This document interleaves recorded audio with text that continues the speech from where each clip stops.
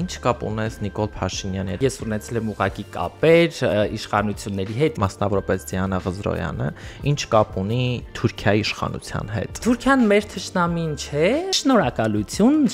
նաև Նիկոլ Փաշինյանին։ Պետք չի դրատակելի գալ ինչ որ քաղաքական ինտրիգներ, ինչ որ Թուրքիան մեր թշնամին է եւ այլն եւ այլն։ Հայրենիքը եւ հայրենասիրությունը սկսում եւ վերջանում է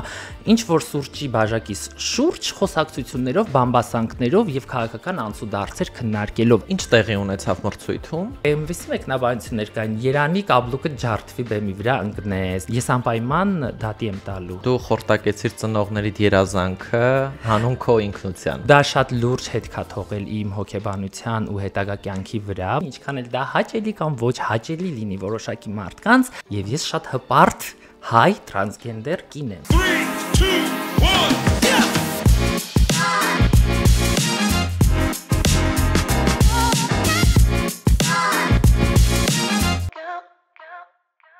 Ողջույն բոլորին։ Այսօրվա իմ հյուրն է Mr. International միջազգային գեղեցկության մրցույթի 2024 թվականի Հայաստանի ներկայացուցիչ, ակտիվիստ, տրանսգենդեր կին Դիանա Ղզրոյանը։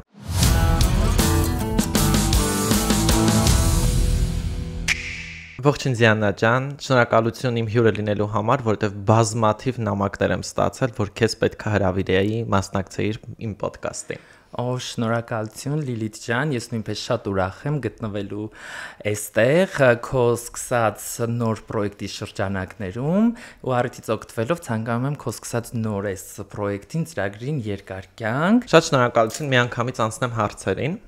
Ով է Դիանան։ Ով է Դիանան։ Դիանան բավականին երկար ճանապարհ անցած շատ բաների միջով անցած մի անհատ է, ով որ ձևավորվել ու հղկվել եւ դարձել է այն ինչ հիմա կա, շատ փորձությունների միջով անցնելով։ Դե քանի որ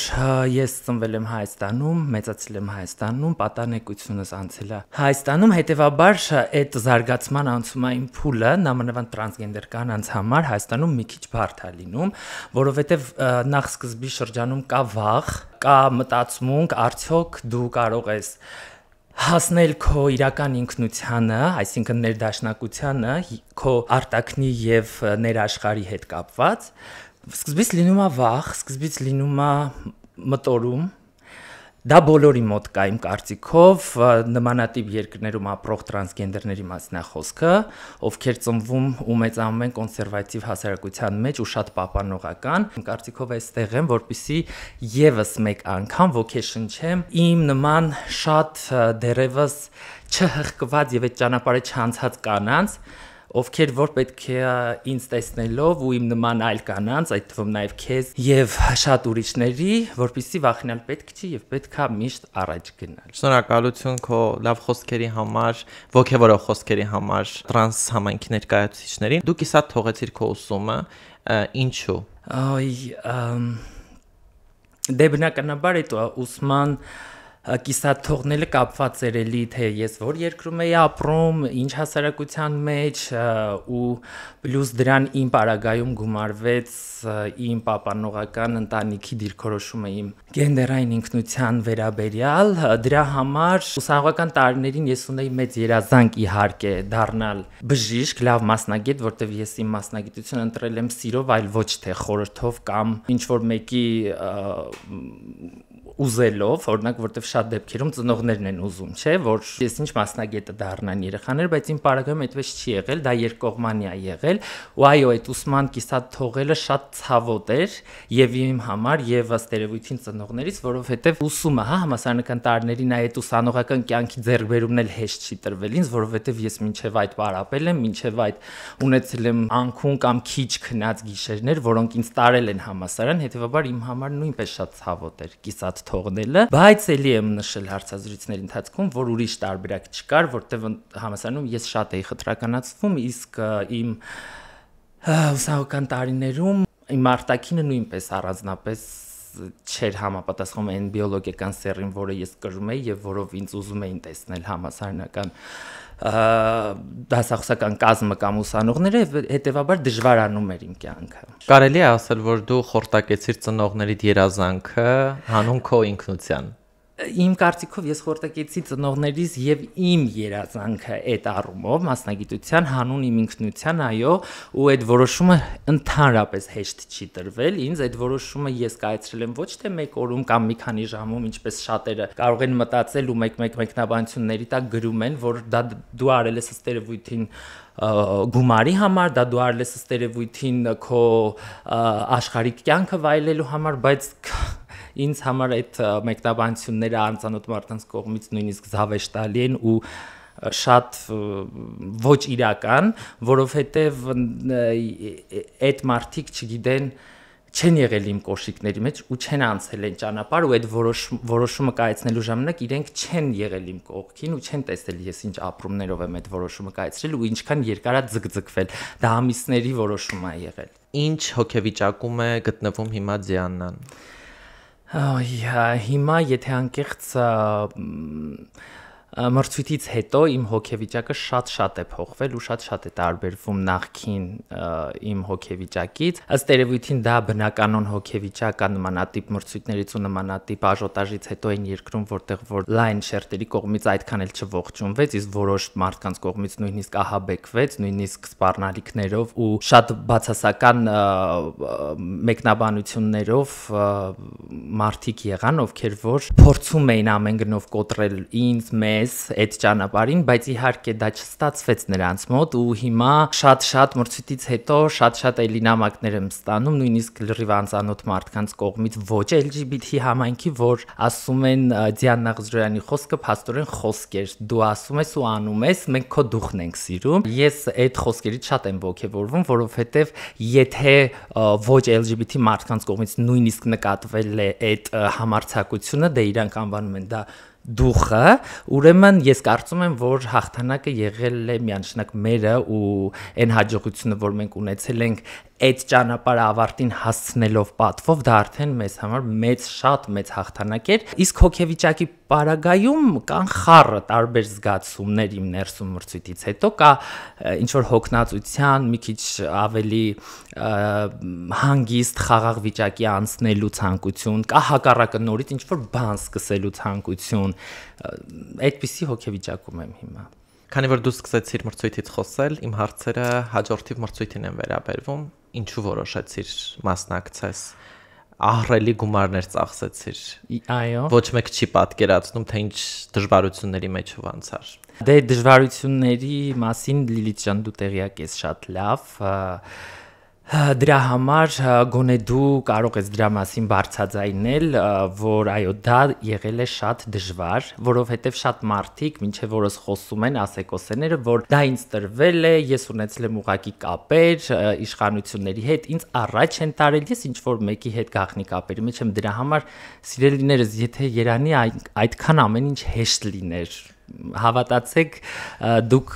ոչ մեկը չգիտեք այդ մրցույթի համար նախատեսված ֆինանսը եւ նյութական այն մասը, որ անհրաժեշտ է եղել, ինչ գնով է ձեռք բերվել ու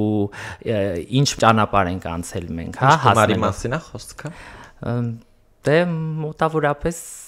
$35,000 մասին է խոսքը, որը հիմա Հայաստանի պարագայում առանց կողմնակի աջակցությունների շատ դժվար է, դու ինքդ էլ գիտես Լիլիթ ջան, եւ աշխատել եւ ձեռք բերել ու նաև ներդնել մի բանի մեջ, որը որ այնպես չի որ հա դա բիզնես է, դու ներդնում ես, որ այդ գումարը քեզ հետ գա, ոչ դու գիտակցելով, որ դու այդ գումարը դնում ես ոչ նյութական հաջողություն քեզ բերող, այլ հակառակը ավելի տեսանելի մարդկային ու վերարժեքների հետ կապված հաջողություն բերող ինչ որ պրոյեկտի մեջ ես դու դնում այդ գումարը, հա, իսկ ես տեսակով այդպիսին եմ, ես նյութապաշտ չեմ ու նյութականը ինձ համար դա ուղակի կյանքի անհրաժեշտ բան է, որը պետքա լինի, ընդհանրապես ոչ ավելին, դրա համար ես չեմ ափսոսացել իմ ժամանակը եւ այդ նյութական մասը ծախսել, ներդնել այդ ամեն ինչի համար։ Դիանա ջան, դու չստացար համայնքի աջակցությունը։ Քեզ ոչ մեկ չաջակցեց։ ճիշտ ասած ես չգիտեի որ դու ունես նմանատիպ հարց Լիլիթ ջան, բայց պատասխանեմ այդ հարցին, համայնքի աջակցություն ես ստացա։ Ուղղակի չստացա աջակցություն այն համայնքի մարդկանցից, ովքեր որ իմ սկսած ճանապարհի վկան էին եղել առաջին իսկ օրվանից, այսինքն այն մարդիկ էին, ովքեր որ ինձ ճանաչել էին մինչև եւ հետո։ Ցավալին դա էր, իսկ համայնքի աջակցություն Փառք Աստծո ես ստացա, նույնիսկ մեր Սփյուռքում ապրող համայնքի հայրենակիցների կողմից շատ աջակցություն ստացա տարբեր երկրներից, տարբեր մայրցամաքներից, ինչու ոչ այստեղ մեր համայնքի ներկայացուցիչների կողմից ում ես չէի ճանաչում մինչ այդ կամ չէի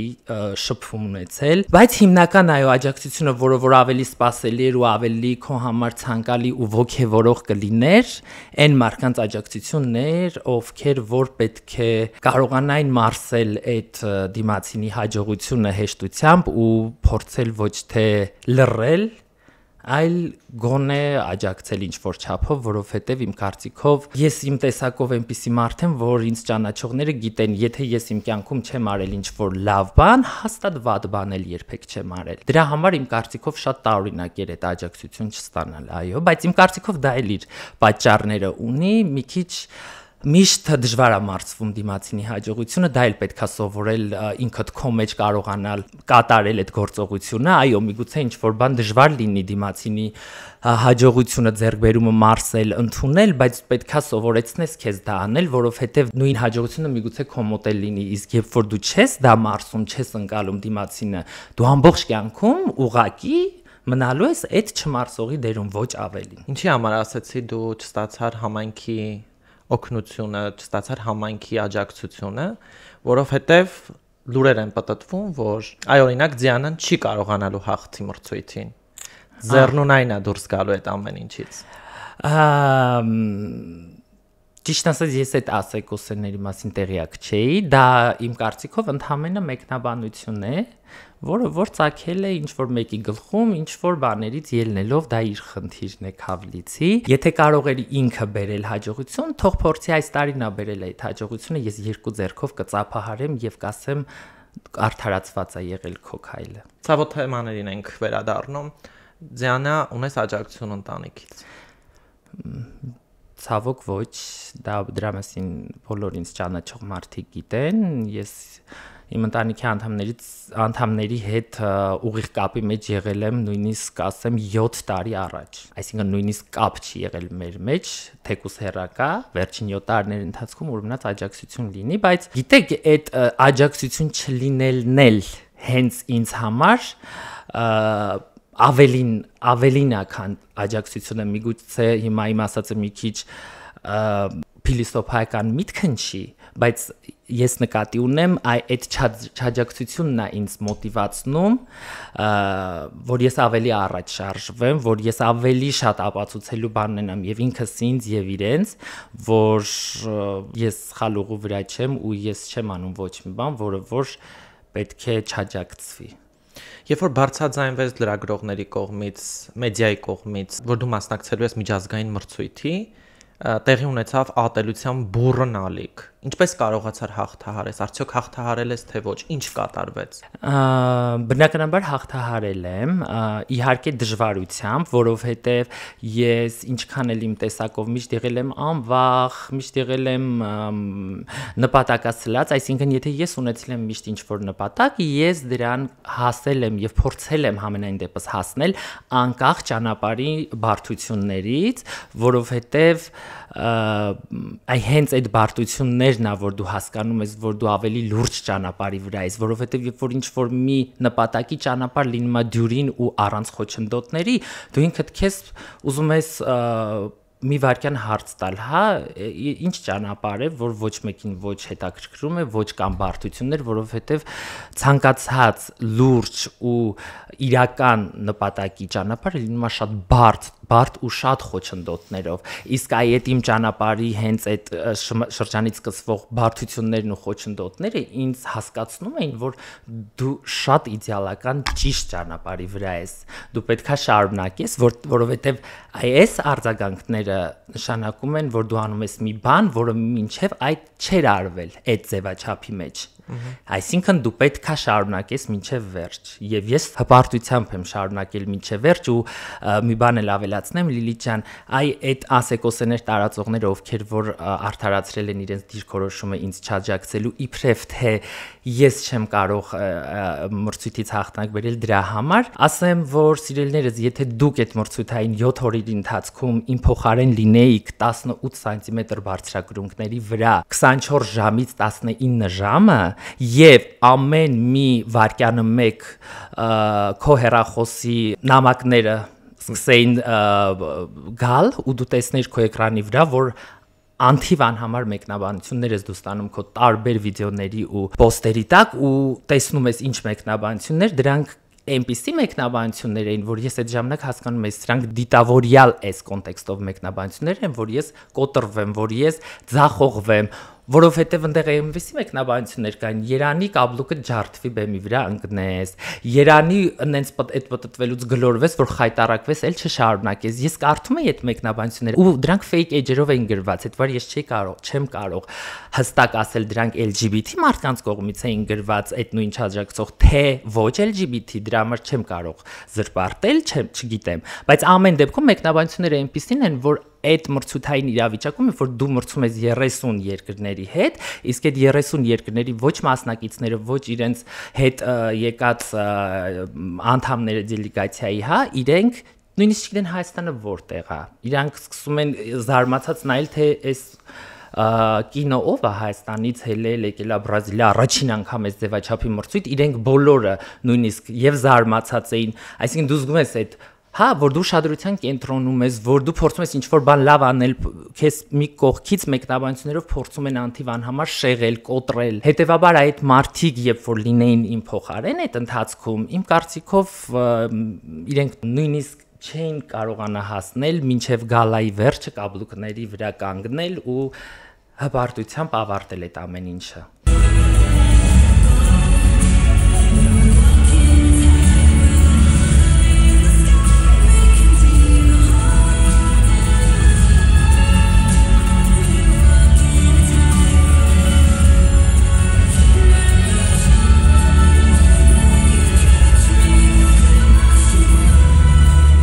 Ինչ տեղի ունեցավ մրցույթում եւ ինչ տեղով հետ վերադարձար Հայաստան։ Այո, ասեմ, որ մրցույթին մասնակցում էին մոտ, եթե չեմ սխալվում, 30 երկրներ։ Պետք է սկզբից անցնեին top 16-ը եզրափակիչ, դրանից հետո արդեն շարունակեին։ Ես Հայաստանը անցավ top 16, որը որ դե չէր կարող չլինել, այսինքն դա պետքա լիներ, իսկ շարունակությունը մինչև մրցութային օրերը մրցույթի բոլոր կազմակերպիչները, բոլոր մասնակիցների համարյա դելեգացիայի մնացած անդամները վստահ էին նույնիսկ, որ ես հաստատ պետք է լինեմ, եթե ոչ top 3-ում, ապա top 6-ում հաստատ պետք է լինեմ։ Հաստատ էր դա։ Այդ հաստատ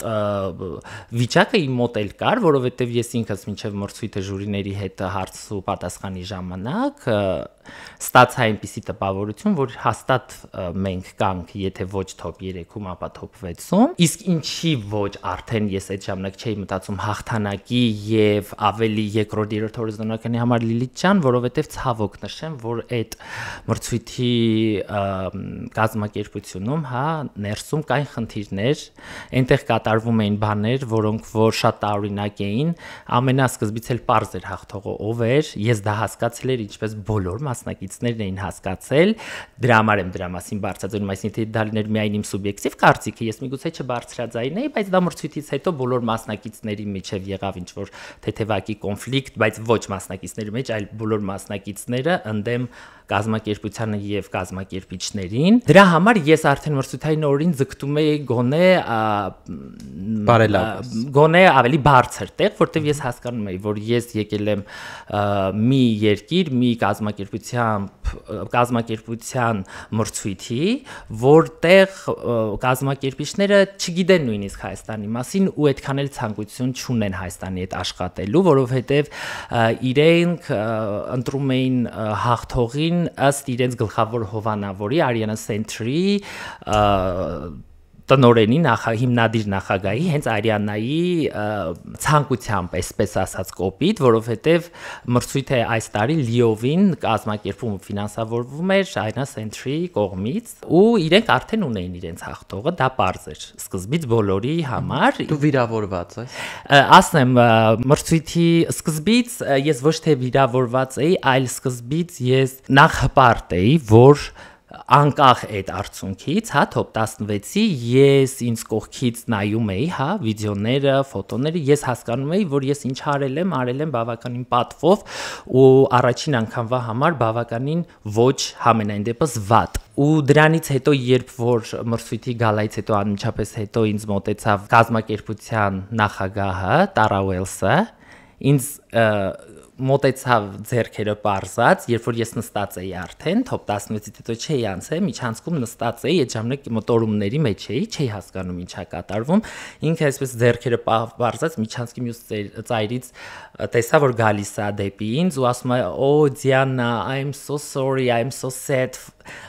for you»։ Ես կանգնեցի, ինձ գրկեց, սկսեց արտասվել, ասեց Diana անգլերենով ասեց ներողություն եմ խնդրում, ես գիտեմ, որ սա քո համար ու քո պատրաստվածության համար ոչինչ էր։ Ինքը ուղղակի այդ ժամանակ ասեց, բայց ինձ կներես, ես ինչ-որ բաներ չհասկացա, ինչի է կազմակերպության նախագահ գրկում ինձ արտասվում, ասում կներես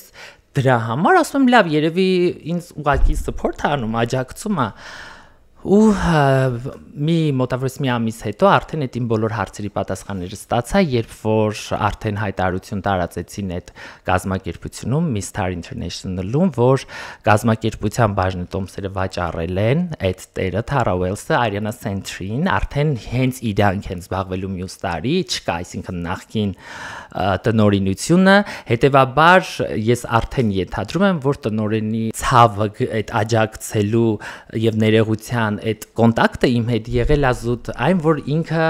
իր ձեռքերում ոչինչ չի եղել, այսպես ասած, այսինքն կազմակերպության ներսում արդեն եղել է այդ խնդիրները, որ ինքը ձայն չի ունեցել, հետևաբար Ayna Center-ի ժյուրիները ում պետքա իրենց համապատասխան արդեն տեղերը բաշխել են։ Այդ ժամանակ արդեն, երբ որ պարզ դարձավ, ինքը ինձ նամակ գրեց, ասեց, որ ես էլ կազմակերպության նախագահ չեմ, բայց դու իմացի, որ դու Բարսելոնայում ունես քույր, ու երբ լինես Բարսելոնայում, իմացի, որ դու իմ համար հավերժ Միսթար Արմենիան ես, ես կուզեմ քեզ տեսնել, ու ճիշտ ասած այդ ժամանակ եմ մի քիչ ուզվել, որովհետև ես հասկացա, թե դու կարող ես այդ քո ճանապարհին շատ խոչընդոտներ անցնել, բայց միգուցե լինի ինչ որ մի խնդիր խոչընդոտ, որը անցնել դու անզոր ես, որովհետև այստեղ էլ քո ֆակտորը չի աշխատում, ուղղակի անարդարություն կար ներսում, որը որ կողքից միգուցե այդքան դիտելի չէր։ Շնորհակալություն անկեղծանալու համար եւ բացելով բոլոր թակագծերը։ Երբ որ այո, այդ թեմայով անկեղծանում ու խոսում էի, բայց սպասում էի հարմար առիթի նմանատիպ, որ սրա մասին խոսեի, ոչ թե իմ սոցիալական հարթակներում տարածեի, որովհետև մինչև այսօր ինձ իմ սոցիալական կայքերում մեկնաբանություններում գրում են Դիանա ջան, ինչ եղավ մրցույթդ, ինչ եղավ վերջը, որտեղ գրավեցիր, ոնց եղավ, կամ կեսը գիտեն, որտեղ եմ զբաղեցրել, ինչ արդյունք ա եղել, այնտեղ շատ արձագանքներ անծանոթ կանանց կողմից, բայց ինչի, բայց մեր մասնակից ամենասիրուններ, ամենալավներ, ուղղակի նախ դա մենակ արտաքնի մրցույթ չի, գեղեցկության այնտեղ լիքը ֆակտորներ կար, բայց այո, իրենք մի բանում են ճիշտ, որ այդ արդյունքը մի քիչ արդարացի չէր, բայց էլի եմ ասում, ինձ համար հաղթանակը եղավ զուտ այն ձեռքբերումը, որ անկախ այդ դժվարությունների, անկախ այդ մարտահրավերների, լիներ դա նյութական, թե հոգեբանական, ես դա հաղթահարեցի, դա ինձ համար շատ ավելի մեծ հաղթանակ էր, հավատացեք, որովհետև միգուցե հաղթողին համարյա ոչ մեկ իր երկրում չի ճանաչում, որտեղ իր երկրում նմանատիպ մրցույթները շատ սովորական երևույթներ են, դա նույնն է, ինչ ցիսգենդեր կանանց գեղեցկության մրցույթը, այդտեղ արտացող որ ոչինչ չկա այդ երկրում, բայց մեր երկրում դրա այդ արտասովոր լինելը այդ մրցույթի արդեն ու իմ հասնել այդ մրցույթին ու ավարտելը բերեց ավելի լուրջ արդյունքի ու ավելի հոգևոր հաղթանակի, քան ուղղակի զուտ տիտուլն է, հա։ Դիանա ջան, դու սոցիալական տարբեր մեդիա հարթակներում տեղադրեցիր Հայաստանի Հանրապետության դրոշի հոլովակներ, ազգային տարազի հոլովակներ։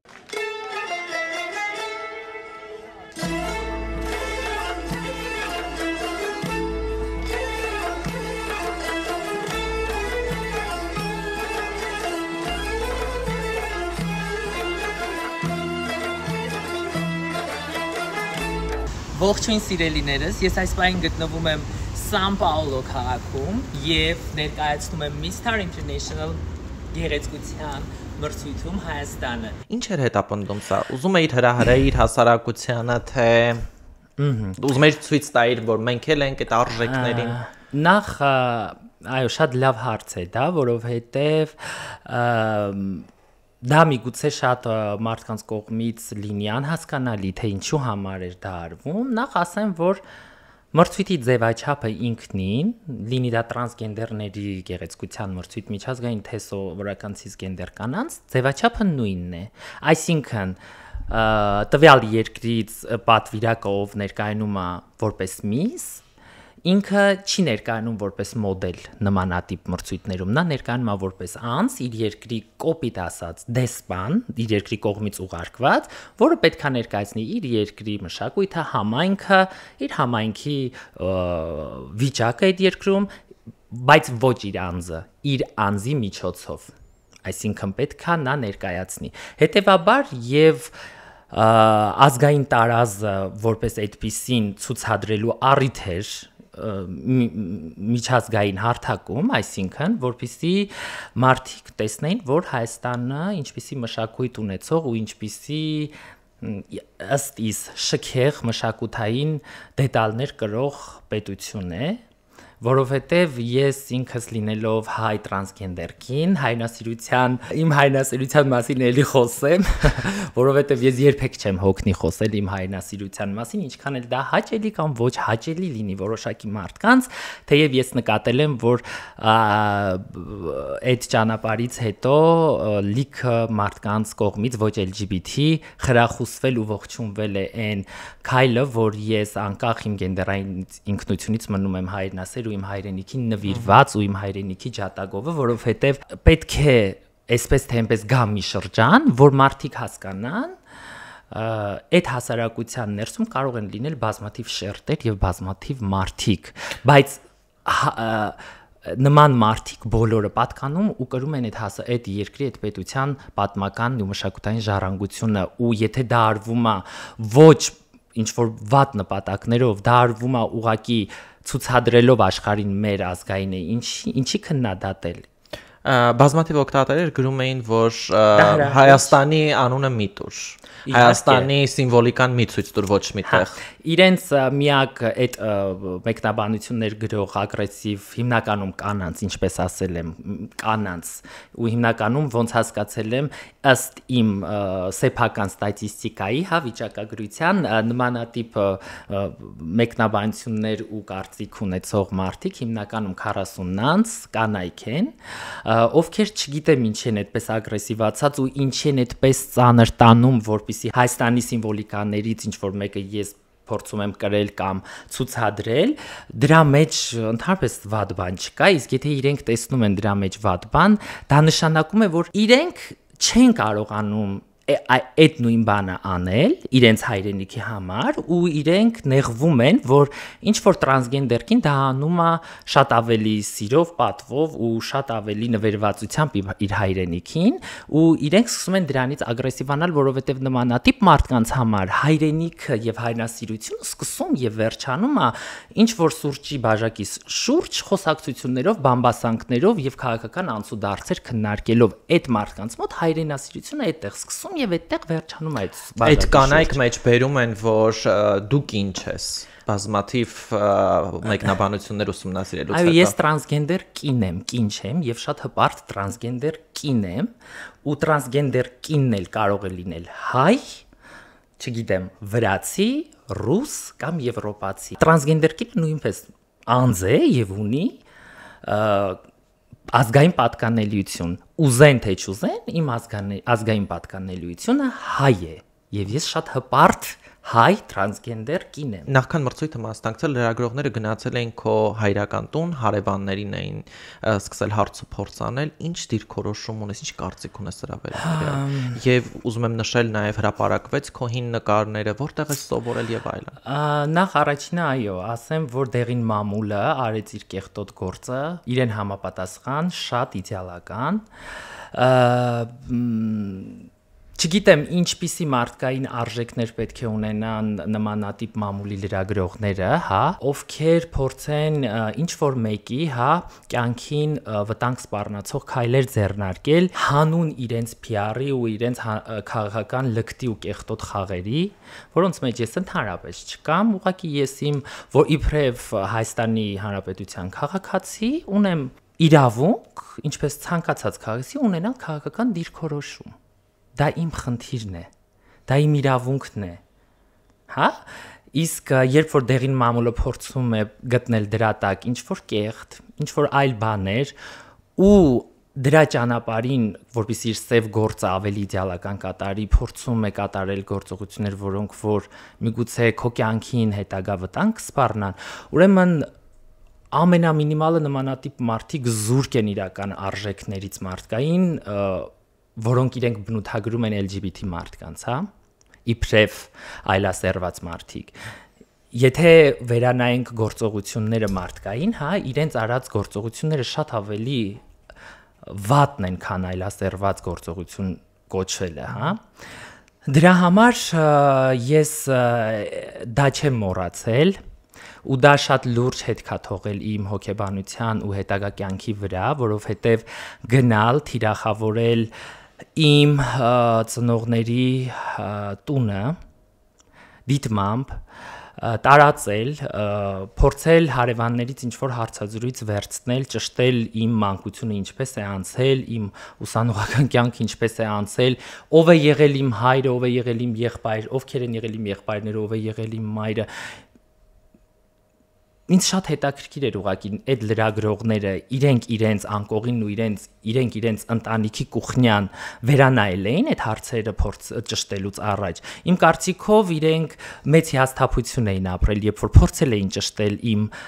ընտանիքի մասին ինչ-որ բաներ, որը որ հենց համացանցում էլ կա, որտեղ ինչ-որ կին ըստ երևույթին մեր հարևաններից մեկը մանրակրկտորեն միամտաբար թե դիտավորյալ չգիտեմ մանրամասնում եւ պատմում է ամբողջ իմ ընտանիքի մասին ինչ գիտի, հա, մանկությունից մինչեւ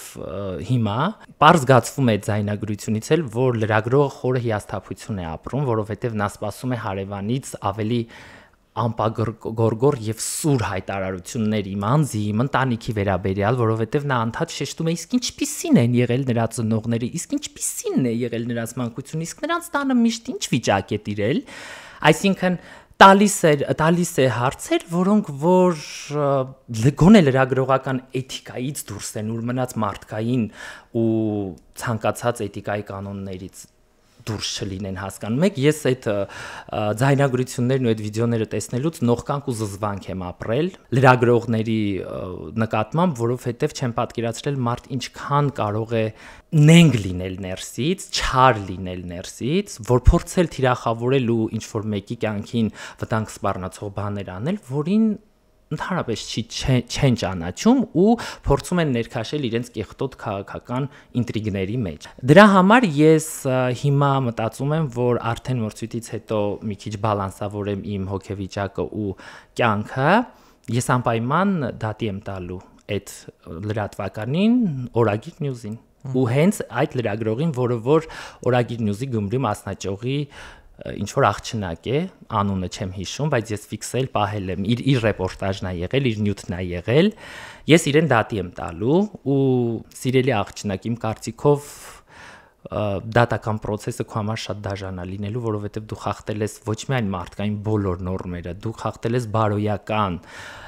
օրենքի տեսանկյունից բոլոր նորմերը ու իբրև լրագրող նույնիսկ դու միգուցե որակազրկվես։ Բազմաթիվ լրագրողներ օգտագործում են այս կեղծ նարատիվները, թիրախավորելով մեզ LGBT համայնքի ներկայացուցիչներին, մասնավորապես տրանսգենդեր անձանց, ու ամենացավոտներն էր, այո, որ այդ լրագրողը անցավ էթիկայի բոլոր սահմանները չպահելով ու հրապարակեց քո մասին մանրամասն տեղեկատվություն։ Ինչ կապ ունես Նիկոլ Փաշինյանի հետ, ինչ կապ ունես քաղաքացիական պայմանագրի հետ։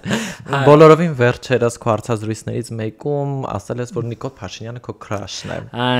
Նախ, այո, այդ հարցազրույցը ասեմ, որ ձևաչափով ինքնին ընդհանրապես քաղաքական ձևաչափ չունեցող հարցազրույց էր, դա ուղղակի անկեղծ հարցեր եւ համարձակ պատասխաններ էր, որտեղ որ դու կարող էիր պատասխանել անկեղծ հումորով, կիսահումորով կամ ավելի լուրջ, ինչ ցանկանաս, ինչ ուզես, ու հարցը հնչել էր քո հայտնի քո crush-ը, ես էլ որ լինեմ ավելի տարբերվող, օրիգինալ, այսինքն ու ոչ ձանձրալի, ասել եմ Նիկոլ Փաշինյան, բայց այնպես չի իմ ասացի մեջ ընդհանրապես ճշտություն չկա, որովհետև իհարկե դա եղել է ավելի ինտրիգային պատասխան, բայց դրա մեջ այնքանով ճշմարտություն կա, որ ինձ համար crush կարող է լինել անձ, որի ոչ միայն արտաքինն ես դու հավանում, այլ նաև որպես մարդ է այդպեսին, ես հավանում եմ, այո, Նիկոլ Փաշինյանին որպես քաղաքական գործիչ, եւ դա իմ անձնական դիրքորոշումն է, որ իրավունքը ես ուղղակի ունեմ, ուղղակի ես համակրում եմ տվյալ քաղաքական գործչին, եւ դա իմ իրավունքն է։ Ու վերջ։ Ինչ կապ ունես իմ քայլի քաղաքացիական պայմանագրի կուսակցության հետ, որովհետև բազմաթիվ մեկնաբանություն քաղաքացիական պայմանագրի անդամ եմ, որ ասեմ կհավատաք։ Բազմաթիվ օգտատերեր ասում էին, որ պաշտոնյաներն են քեզ օգնել, որ դու հասնես մրցույթին։ Դե դա եմ ասում, այո, նրանք այդպես էին մտածում, մինչև օրս էլ շատ մարդիկ ինձ ասում են, որ գիտես, միշտ երբ որ հավաքված ենք լինում ինչ որ շրջապատում ու կողքից լսում ենք քո մասին խոսք է գնում, դե չեն իմանում, որ տվյալ անձնավորությունը օրինակ իմ հետ կապ ունի կամ ինձ ճանաչում է անձնապես, ասում են, որ այո, այդպիսի բաներ են խոսում, որ հաստատ ինչ որ մեկի հետ ինչ որ կապ ունի ներքին քաղաքացիական պայմանագրից, որ իրեն առաջ է տանում, չգիտեմ ինչ, բայց այդպիսի բան չկա, դա ուղղակի ձեր երևակայությունն է, որովհետև ես ընդհանրապես ունեցել եմ իմ քաղաքական դիրքորոշումը եւ Նիկոլ Փաշինյանի հեղափոխության ժամանակ արված նկարներից մեկը իմ ետնապատում է Facebook-ի միշտ եղել 2018 թվականից, ես դա չեմ հեռացրել, ու երբ որ մրցույթի մասին հունիսին ես իմ Facebook-յան էջում տարածել եմ, ես նույնիսկ չեմ մտածել, որ իմ ետնապատում 2018 թվականից Նիկոլ Փաշինյանի նկարն է դրված, լրագրողները հիմա կտեսնեն այս իմ մրցույթի մասին հայտարարություն, մի հատ էլ կնայեն ետնապատի նկարը ու կսկսեն իրենց մեջ իրենց այդ վառ երևակայությամբ կեղտոտ քաղաքական ինտրիգներ ման գալը ու կսկսեն անել այն ինչ արեցին, բայց դա ուղղակի սիրելիներս եղել է պատահականություն, դուք ընդհանրապես մտածել եք, որ Նիկոլ Փաշինյանի ետնանկարը 2018-ից դրված է եւ Դիանա Ղզրոյանը մասնակցում է ինչ-որ մրցույթի միջազգային, ուրեմն, այդտեղ ինչ-որ մի բան կա։ Ես էլ ձեզ հիասթափեցնեմ, ասեմ, որ ոչինչ էլ չկար այդտեղ։ Ուղղակի ես ունեի իմ քաղաքական դիրքորոշումը, որ դուք այնքան պրիմիտիվ ու հասարակ լրագրողական մտքի թռիչք ունեք, որ արեցիք մի բան, որով իմիջիայլոց ինձ օգուտ բերեցիք։ Շնորհակալություն նաև Նիկոլ Փաշինյանին, ում հանդեպ սերը ու համակրանքը համընկավ, որ դուք մտածեք այդպես ու անեք այն ինչ արեցիք, որովհետև ձեր արած PR-ը եւ տեսանելիությունը, որ դուք իմ անձը թեև շատ դեպքերում խտրականացնելով տարածեցիք եւ ընդլայնեցիք մեդիայում, դա կարժենար միլիոններ, եթե ես փորձեի անել իմ ֆինանսներով, դուք դա արեցիք անվճար, շնորհակալություն։ Ինչ են LGBT անձանց կապում քաղաքացիական պայմանագրի հետ։ Գիտեք ինչ են կապում, որովհետև մեր հասարակությունում, հայ հասարակությունում հակա այսպիսի պրիմիտիվ տրամաբանություն։ Մեծ լայն շերտերի մասին է խոսքը, հա։ Դատողություններ անել ավելի մակերեսային ու ավելի ոչ խորապես։ Այսինքն օրինակ բերեմ, հա, եթե դու աջակցում ես այս քաղաքական ուժին եւ եթե այդ քաղաքական ուժի ներկայացուցիչները ագրեսիվ կամ անարգալից ինչ որ չափով չեն վերաբերվում կամ բարձրաձայնում LGBT մարդկանց մասին, ուրեմն պրիմիտիվ մտածելակերպով իշխանությունները LGBT են, դրա համար աջակցում են իրար։ Պրիմիտիվ մտածելակերպ։ Ինչի եք այդպես մտածում։ Մտածեք ոչ։ Իշխանությունները ուղղակի լիբերալ, հա, ժողովրդավար իշխանություն է, որտեղ մարդիկ փորձում են ժողովրդավարության։ ազատության, մարդու իրավունքների պաշտպանության, նրանք աշխատում են այդ ուղղությամբ համենայն դեպս, իսկ եթե փորձում են դա անել այդ ծրագրերը, հա, մարդու իրավունքների ոլորտում բարեփոխումներ Հայաստանում, որովհետեւ մարդիկ խտրականացված չլինեն ցանկացած խմբերի մասին, խոսքը ոչ միայն LGBT, չի նշանակում, որ օրինակ իշխանությունը, եթե աջակցում է մի խմբի, հա, օրինակ ոչ LGBT, օրինակ ազգային փոքրամասնությունների կամ հաշմանդամներ, ուրեմն հաշմանդամ է կամ ազգային այլ պատկանելություն ունի, իրական հայ չէ, ոչ։ Մենք փորձում ենք կառուցել, համենայն դեպս ասելով, մենք այն մարդկանց մասին խոսքը, ովքեր սատարում են այս իշխանություններն էլի քաղաքական մի քիչ գնաց, հիմա կմտածեք ես գովք եմ անում, բայց ոչ, ես ուղղակի փորձում եմ նկատել այն թերևս փոքր փոփոխությունը, որ հեղափոխությունից հետո եղել է։ Դիանա ջան, երբ որ Նիկոլ Փաշինյանը եկավ իշխանության, բազմաթիվ խոստումներից հետո, կարծես թե Հայաստանի Հանրապետությունում ոչ մի LGBT անձանց վերաբերյալ նոր օրենքներ չընդունվեցին։ Այո, Հայաստանում հեղափոխությունից հետո LGBT համայնքի համար նոր օրենքներ չընդունվեցին, բայց դու ինչպես ՀԿ-ի նախագահ շատ ավելի ինձանից լավ է, տեղյակ ու գործունեություն է ծավալում արդարության նախարարության հետ, որ արվում են, չէ՞, փոլեր կամ որոշակի գործողություններ, որ գա դրան այդ փոփոխություններին, իսկ այդ փոփոխությունները ըստ իս, ես չեմ պաշտպանում իշխանություններին, քավլիցի կամ չեմ արդարացնում, բայց իմ կարծիքով մեր երկիրը այնպիսի երկիր է այս պահին, հա, որ գտնվում է նախ աշխարհագրական դիրքով ու իր արտաքին քաղաքականությամբ այնպիսի վիճակում է մնացած երկրների կամ գերտերությունների հետ, որ շատ անելիքներ կան այստեղ։ Մենք ունենք կոնֆլիկտներ մեր հարևան որոշ պետությունների հետ։ Երկրում սոցիալ-տնտեսական ծանր իրավիճակ էր տիրում, երբ որ հեղափոխությունը եղավ, հետևաբար մտածել, որ միանգամից կլինի հեղափոխություն ու մի քանի օրում կամ մի քանի տարում կլինի ինչ որ LGBT համայնքի համար օրենքի փոփոխություն մի քիչ ֆանտաստիկ ժանրից կդիտվեր իմ կարծիքով, որովհետև նմանատիպ երկրներում դա պետք է ինչ որ էվոլյուցիա ապրի, այսինքն շրջան է պետք դրա համար, իսկ այս իշխանությունները ըստ իս կարող են սկիզբը դնել դրա, որ հաջորդիվ եկող գոնե իշխանությունները, եթե նախկինների իհարկե չվերադառնան ու փառք Աստծո մինչև այսօր չեն վերադարձել ու հուսամ չեն վերադառնա, եթե գա այս իշխանություններին փոխարինող այլ իշխանություն կամ նմանատիպ քաղաքականություն վարող իշխանություն, այդ գործընթացները միգուցե կյանքի կոչվեն արդեն հաջորդիվ, հա, բնականաբար դա չէր լինելու մի տարում, բնական մենք ապրում ենք այնպիսի պետության մեջ, որտեղ եւ մենտալիտետը հաշվի առնելով եւ արտաքին քաղաքականությունը հաշվի առնելով եւ մեր հարևանների հետ հարաբերությունները հաշվի առնելով դա չէր կարող լինել միանգամից։ Դու հաճախակի ես գնում Թուրքիա, ինչ նպատակ ունի դա։ Թուրքիա գնալուն պետք չէ այդպես ահասարսուր նայել, որովհետեւ հենց այդ նույն Թուրքիայի տարածքի մի որոշակի մասը նույն մեր արևմտյան Հայաստանն է, որտեղ իմ կարծիքով ցանկացած հայ փափագում է լինել, իսկ եթե խոսքը գնում է Ստամբուլի, Թուրքիայի ավելի եվրոպական մասի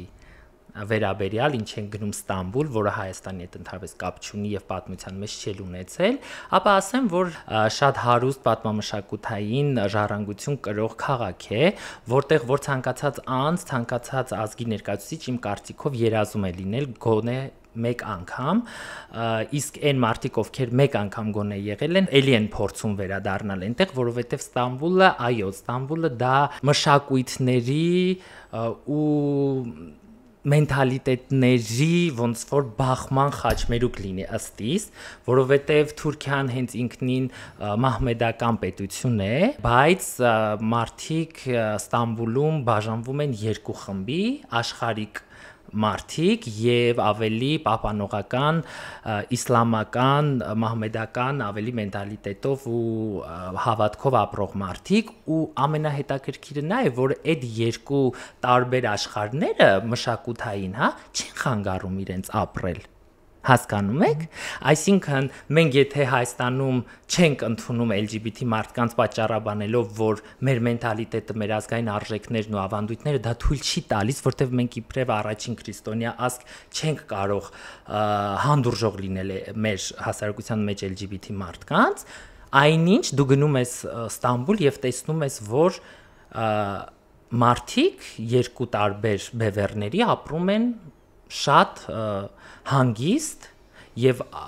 առանց որևէ արտառոց թերևս աննկատելի մեզ համար որպես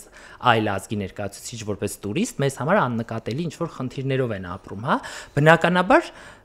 կուզես էլի գնաս այն միջավայրը, որտեղ կա բազմազանություն, բազմաշերտություն, հանդուրժողականություն, սեր, ժպիտներ, չես ուզի, ցանկացած մարդ կուզի գնալ, չէ՞։ Հետևաբար պետք չի դրա տակ էլի գալ ինչ որ քաղաքական ինտրիգներ, ինչ որ Թուրքիան մեր թշնամին է, եւ այլն եւ այլն։ Թուրքիան մեր թշնամին չէ, առավելևս իմ թշնամին չէ, ոչ Թուրքիան, ոչ թուրք ժողովուրդը, այլ հակառակը։ Մենք ապրում ենք 21-րդ դարում, մենք ապրում ենք նոր ժամանակաշրջանում, որտեղ պետք է ունենալ բարի դրացիական հարաբերություններ բոլոր հարևանների հետ, բայց դա չի նշանակում մոռանալ պատմությունը կամ չհիշել պատմությունը կամ չփոխանցել սերունդներին պատմությունը։ Դա չի նշանակում։ Դա նշանակում է, որ այնինչ եղել է պատմության էջերում է եղել եւ այդ պատմության էջերում մնացել են։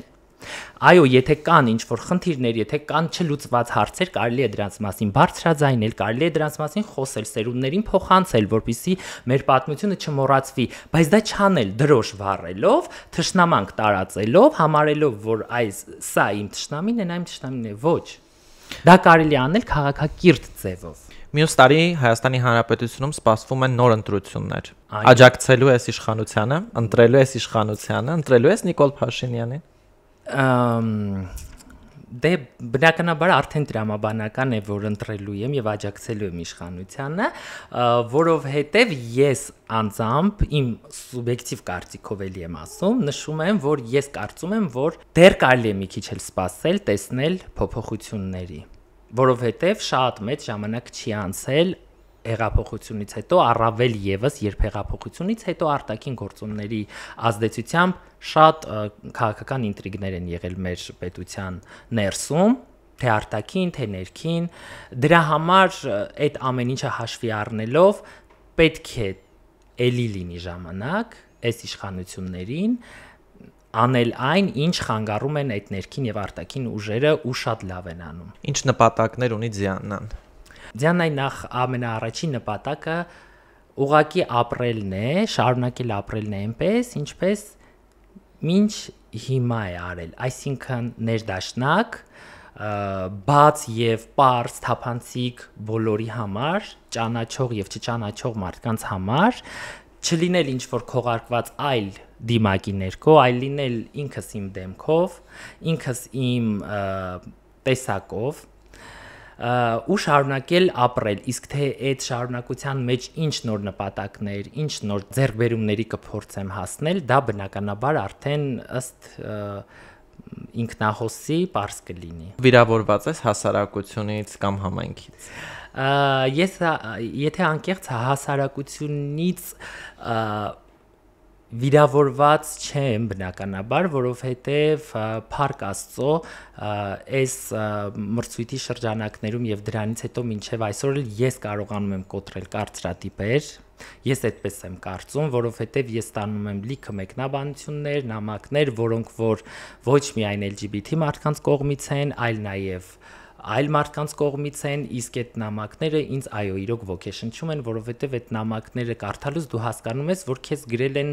լրիվ տարբեր մարդիկ, լրիվ տարբեր ինչ-որ տեղերից, որ քո մտքով նույնիսկ ըստ երևույթին չի անցնում այդ մարդը որ տեղից, որ քաղաքից, որ գյուղից է գրում, որտեղ դու գրելու կոնտեքստից արդեն հասկանում ես մարդկանց ոգևորվածությունը քո համարձակության համար, քո իրենց ասած դուխի համար, հա, հետեւաբար ես կարծում եմ, որ ես արել եմ ու անում եմ ինչ-որ բան, դրա համար վիրավորված չեմ, իսկ LGBT համայնքից բնականաբար վիրավորված չեմ, որտեվ դա իմ համայնքն է, անկախ ամեն ինչից ես սիրում եմ իրենց եւ աջակցողներին եւ չաջակցողներին, իսկ դրա վառ վկայությունը մինչեւ այսօր իմ կարծիքով իմ համեստորեն լռությունն է։ Երկրից գնալու ցանկություն։ Երկրից գնալու ցանկություն միանշանակ այս պահին չկա, բայց կարծում եմ, որ մոտ ապագայում կլինի երկրից գնալու ցանկություն, բայց ոչ թե երկրից գնալ իբրև փախուստ ու այլևս չվերադառնալ, ոչ, դա երբեք չի լինի, բայց իմ կարծիքով ես Հայաստանում արդեն արեցի ու արել եմ այն մաքսիմումը, որը որ արեցի, կարողացա, ինձ հիմա պետք է ավելի մի քիչ մեկ level վերև բարձրանալ, իսկ դա այս բարագայում ավելի լավ կլինի անել այլ տեղից, ոչ Հայաստանից, բայց միևնույն ժամանակ լինել Հայաստանի քաղաքացի, չհրաժարվել Հայաստանի քաղաքացիությունից եւ արդեն հնարավորության դեպքում բարբերաբար գալ եւ գնալ Հայաստան եւ մնալ իբրև ակտիվիստ տրանսգենդեր կին հայ Դիանա Ղզրոյան, անկախ նրանից Դիանան կլինի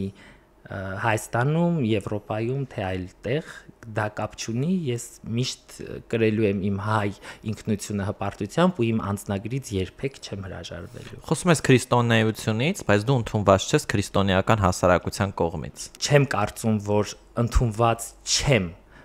հայ քրիստոնյա հասարակության կողմից, ես ընդունված չեմ հայ այն քրիստոնյա հասարակության կողմից, ովքեր քրիստոնեությունը մի քիչ սխալ են ընկալում, իմ կարծիքով, ովքեր մտնում են եկեղեցի, խաչակնքվում են, մոմ են վառում, դուրս են գալիս եւ սկսում են անիծել եւ թաղել հարևանին կամ բարեկամին։ Այդպիսի քրիստոնյաների կողմից բնականաբար ես ընդունելի չեմ, որովհետեւ իմ բերանում չկա անեծք, իմ բերանում չկա հայհոյանք, իմ բերանում չկա ինչ որ մեկին ցանկանալ անկախ ամեն ինչից։ Հետևաբար նմանատիպ քրիստոնյաների համար ես պետք է լինեմ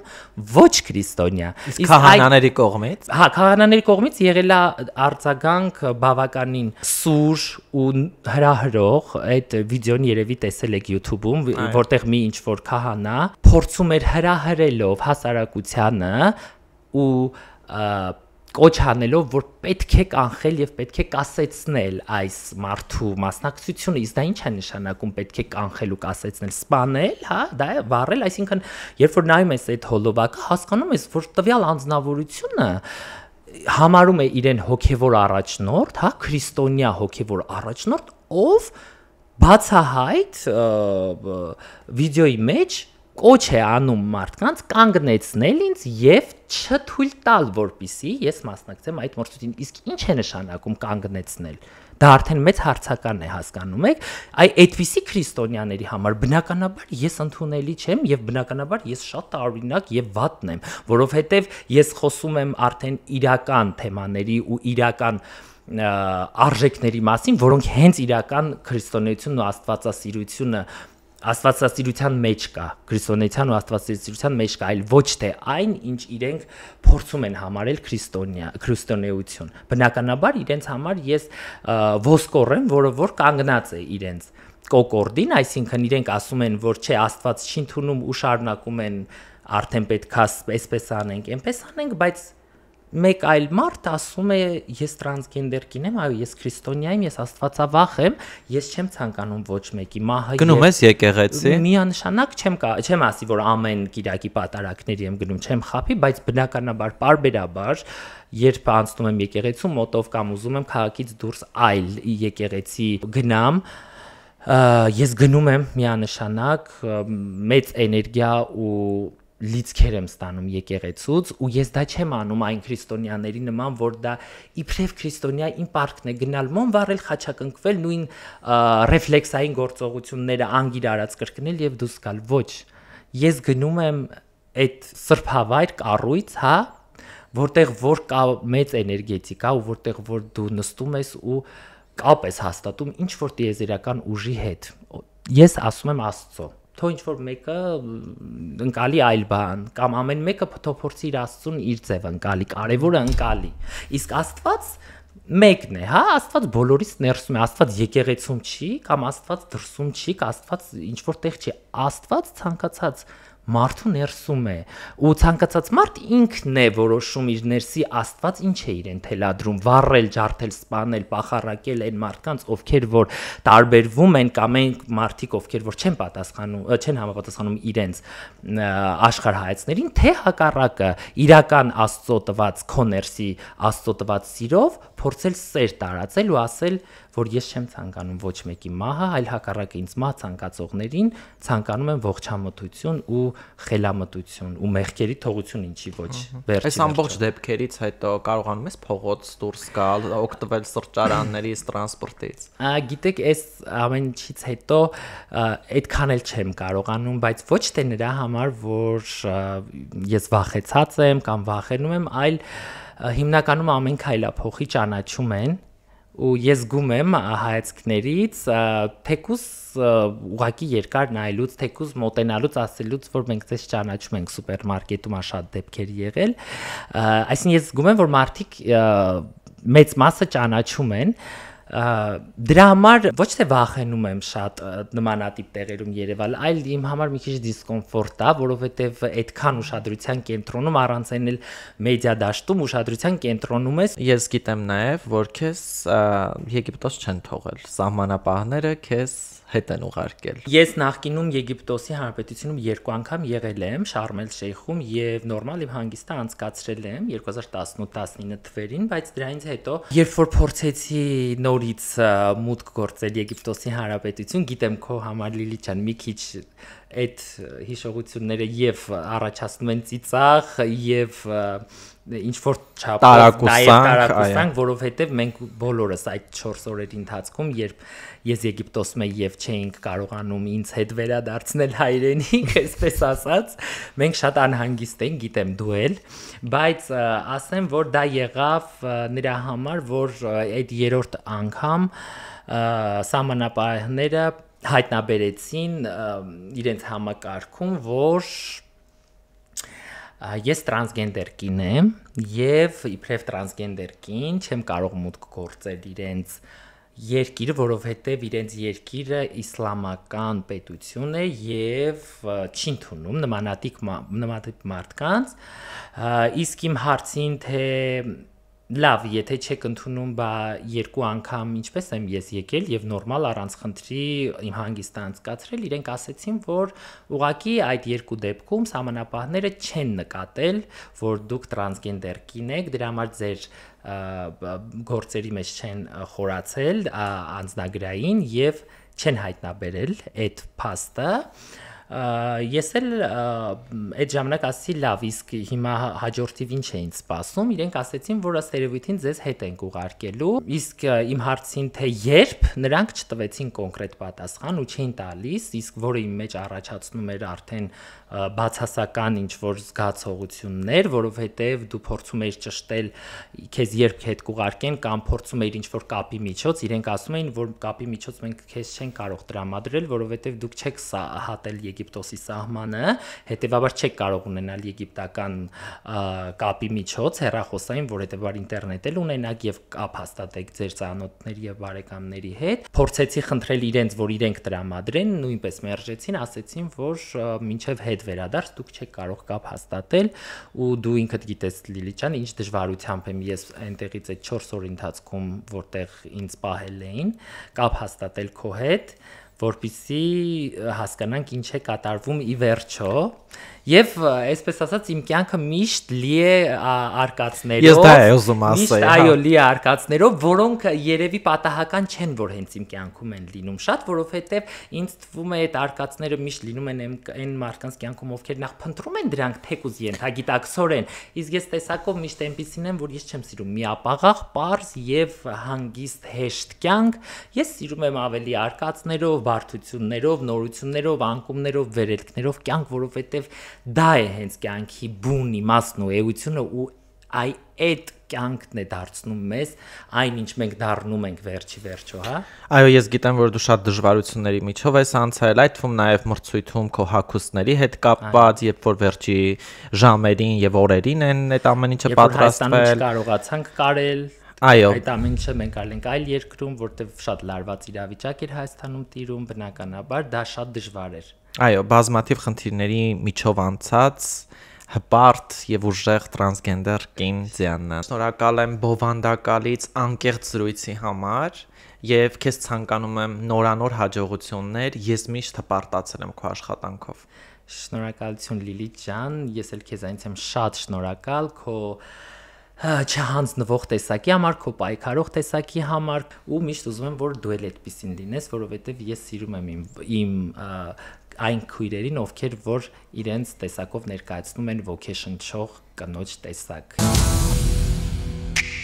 Բիո ոդքասթի շրջանակներում Ձիաննայի հետ խոսեցինք իր կյանքի դժվարին շրջանի, անցած ճանապարհի ու հաղթանակների մասին։ Եթե ոդքասթը ձեզ դուր եկավ, Մեկնաբանություններ բաժնում կարող եք թողել ձեր մեկնաբանությունը, սեղմել զանգակի կոճակի վրա, որպեսզի բաժանորդագրվեք եւ բաց չթողնեք մեր ոչ մի ոդկաստ։ Շնորհակալություն, կհանդիպենք շուտով։ 3, 2, 1